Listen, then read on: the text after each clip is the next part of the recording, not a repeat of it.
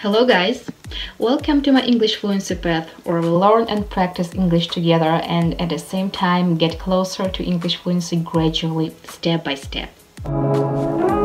Welcome to my English fluency path. So in today's video, I'd like to touch on the topic of learning the English language.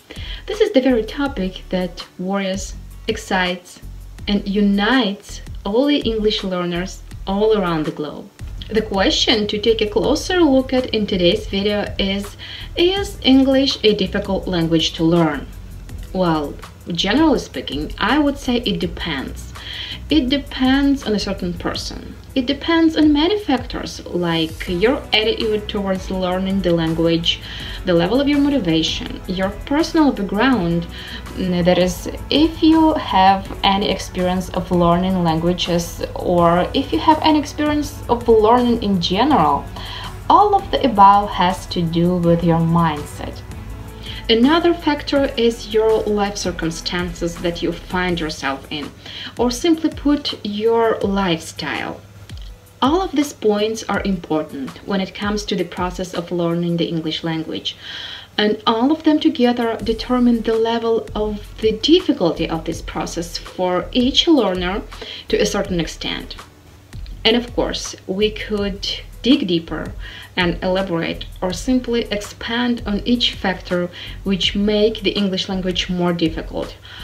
And I would say that each of these factors deserves a separate video.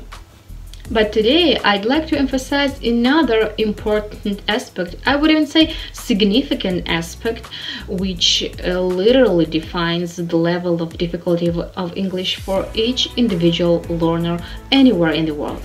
And this is the language distance. I'll elaborate on this in a minute, but first let me tell you something. I don't really like the words difficult or hard anymore, because I realized that they are often used to discourage people from taking action. The truth is, the words we use tend to shape, define, and direct our thoughts. So we need to choose them carefully. Now, instead, I prefer using the word complex. You see, a complex system is an entity that is made up of smaller, simpler parts, and it's always much easier to deal with each part separately. With that in mind, let's get back to the language distance. And here I did some research. If we see two different languages as two distinct systems, what makes one language difficult when compared to another is exactly how different the parts of each system are when compared to one another. For the sake of clarity and simplicity, let's say a language system can be defined according to three main components: vocabulary, phonetics, and syntax. As we know, vocabulary is the collection of words that make up a language. Phonetics, it has to do with its sounds, and syntax, it's how single words are assembled to form sentences. And here's a very important thing. Each part has features that are unique to each language, and features that may not exist in other languages. This generally adds and contributes to the amount of time and effort it takes to learn a language. That is, to the overall distance you need to cover in order to learn a language, reach fluency, or wherever your goal in learning a language is. Of course, in our case, we're talking about English. This is what is called the language distance. As English learners, the more distant English is from our native language, the more time and effort it will take us to master it. So to quantify the distance between our native language and English, let's use a simple scale from a 1 to a 10. With this scale, we can rate the main features of a language. In our case, it's English, from a 1, very close to our native language, to a 10, very far from our native language. So we use this scale to compare the three core components: vocabulary, phonetics, and syntax, shared by the two languages.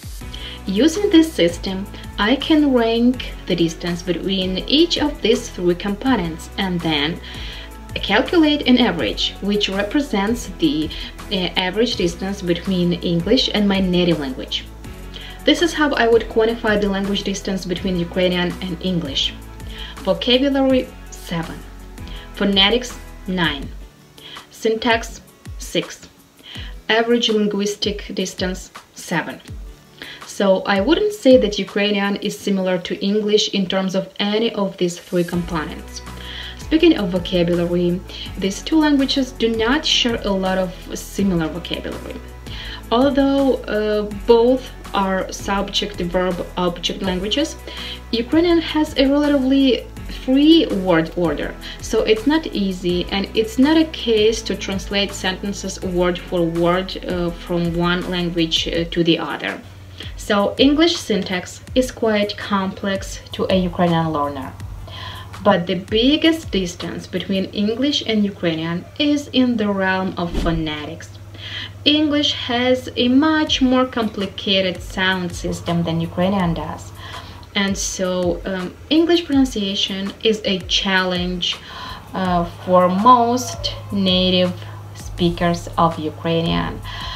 As you can see, English is not relatively close to Ukrainian. So it was my perhaps slightly subjective assessment of the distance between English and my native language based on my feelings and a little bit of research, but generally speaking, I believe it's correct, more or less.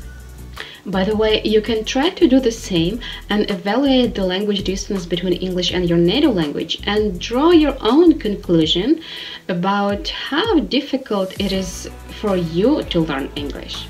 But you can always look for more expert and objective assessment of it on the internet. Of course, if you are interested in exploring this topic deeper. Speaking of experts who've been researching this topic, they say that the shortest language distance is between English and French, and the longest one is between English and Mandarin. So just to wrap up, it's quite challenging to define a precise amount of time to learn English and say become fluent. And by all means, it's quite challenging to say how difficult the English language is for each student, for each learner, because there are myriad objective and subjective factors involved in the process of language learning. In the video, I was focused on the language distance between English and your native language as an objective indicator of how difficult English is compared to your native language and how much time it might take you to learn it. And this objective distance between English and your native language brings us to the conclusion. The closer your native language to English, the easier it is, and consequently, the less time it takes to learn. And the opposite is also true. Okay guys, that will be it for now. I hope I helped you discover something new today. I hope you found this video to be useful and interesting, because as for me, I really enjoyed the process of doing this research, making it and sharing it with you. So don't forget to give this video a like. If you are new to my channel, click subscribe so that you don't miss any new video whenever I post it. Take care and bye for now.